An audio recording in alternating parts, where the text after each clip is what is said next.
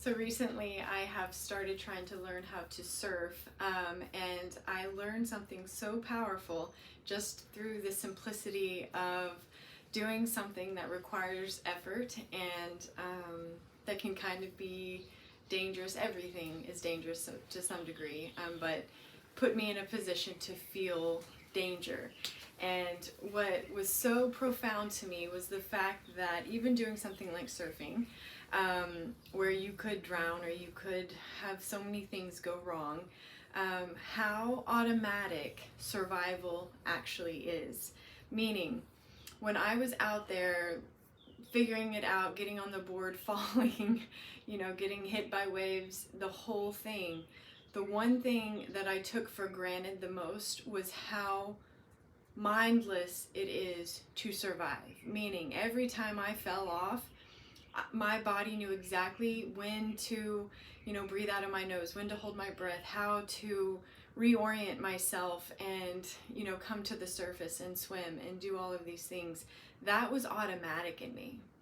What required effort, thought, calibration, and, massive, massive intention was the play of it, was the actual surfing, not when my life would be at risk in the fall and the falling off and the getting hit by a wave.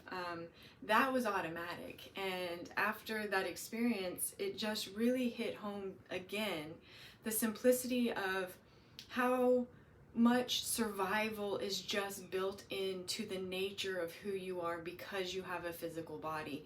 The physical body knows survival, it knows healing, and that's all it cares about. That is its primary focus.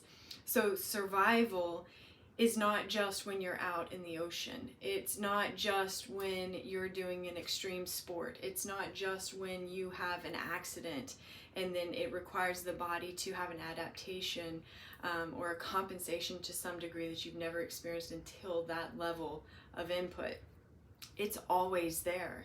And we get in the way and we create such a sympathetic state of fear because we doubt our body's capacity to survive ultimately. We think we've got to eat in a certain way, move in a certain way, do all of these things, manipulate life to such a degree to promote and create even our capacity to be alive, to survive, when that is the only thing that the body knows. The body does not know how to sabotage you. The body does not automatically go towards trying to end life. It will do everything in its capacity to facilitate survival.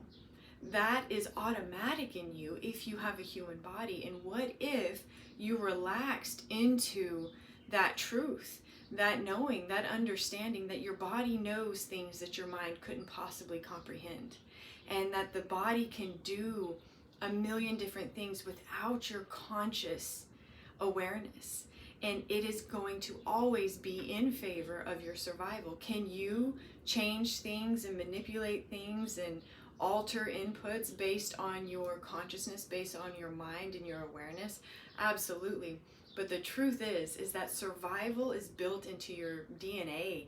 It's just in you, as you going through your veins at every single moment of every single day. There's no part of you that does not know how to survive and how to be alive and how to heal. That's a given.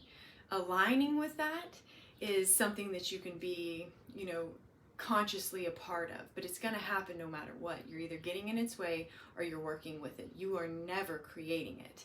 And this experience for me was such another, eye-opening reminder of these simple truths that when you feel into them, when you recalibrate to these truths, you experience life in such a different way. And it's more beautiful, more supportive of just being alive and doing life, and it makes it such a beautiful dance. And it was just this really cool moment to be like, the play of it is where I had to use my mind and learning and adapting and understanding and changing and doing all of these things. The play of it, the survival of it was automatic. And that automatic nature of the survival facilitated how long I got to play. And just that alone, if you could really sit with the magnitude of that, how different would your world be if you trusted this truth? If you operated underneath the living of this truth. It is true no matter what. We've even seen in research studies, done on animals back when they could get away with more terrible things in the lab.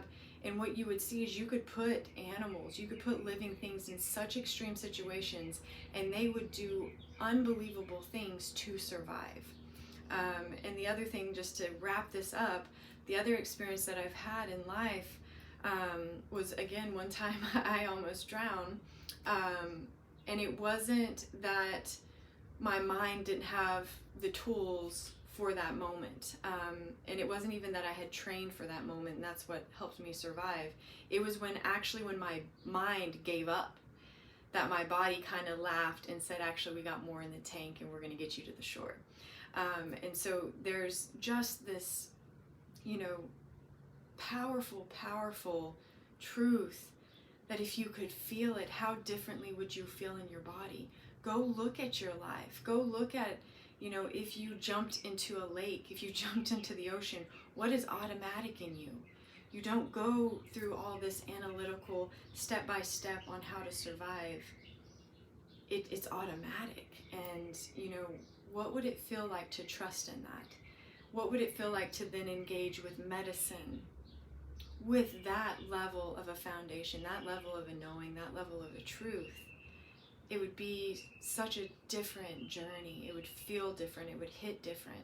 You would experience every step of that dance so differently if you could fall and sink into the truth that your body knows healing.